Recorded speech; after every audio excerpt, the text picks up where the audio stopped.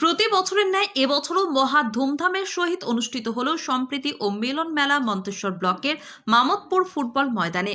আজ 20শে জানুয়ারি বিকেল 5 ঘটিকায় মেলার মূল তোরণে ফিতে কেটে মেলার শুভ উদ্বোধন করলেন মন্তেশ্বর পঞ্চায়েত সমিতির সহসভাপতি ও মামদপুর অঞ্চলের অঞ্চল সভাপতি।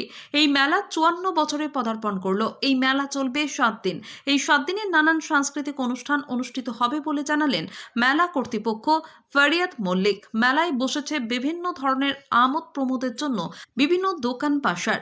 এই মেলাকে ঘিরে এলাকায় 8 থেকে 80 সকল স্তরের মানুষ আনন্দে মুখরিত।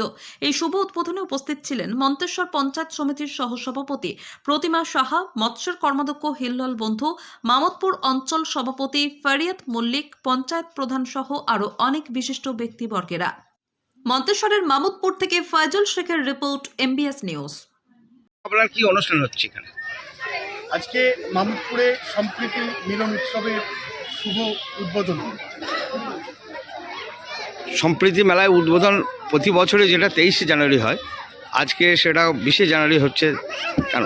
এর মূলত কারণ আমরা গ্রামবাসী সকলে বসে, এখানে তো সকল সম্প্রদায়ের মানুষের বসবাস করে, তাদেরকে নিয়ে সকলের সঙ্গে আলোচনা করে আমি প্রস্তাব দিয়েছিলাম, যেহেতু মাধ্যমিক পরীক্ষা রয়েছে 2রা ফেব্রুয়ারি থেকে, অর্থাৎ এই মেলা চলতে চলতে দর্শকের আবদার থাকে যে আর একদিন হোক, আর একদিন হোক।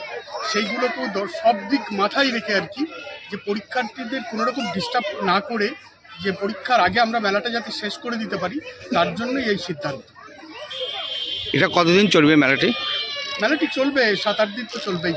এই 7-8 দিনের মধ্যে কী কী অনুষ্ঠান রাখছেন? আমরা বাউল গান, লোকগীতি, পল্লীগীতি, ছৌ নাচ, এইরকম মিউজিক্যাল যাত্রা থাকবে, সাংস্কৃতিক অনুষ্ঠানের মাধ্যম দিয়ে আমরা সুসম্পন্ন। আপনার নাম পরিচয়? আমার নাম ফরিয়াদ মল্লিক। এই মেলা কি কর্ণধার? আমি এই মেলার সম্পাদক, মামদপুর সম্প্রীতি মিলন উৎসবের সম্পাদক।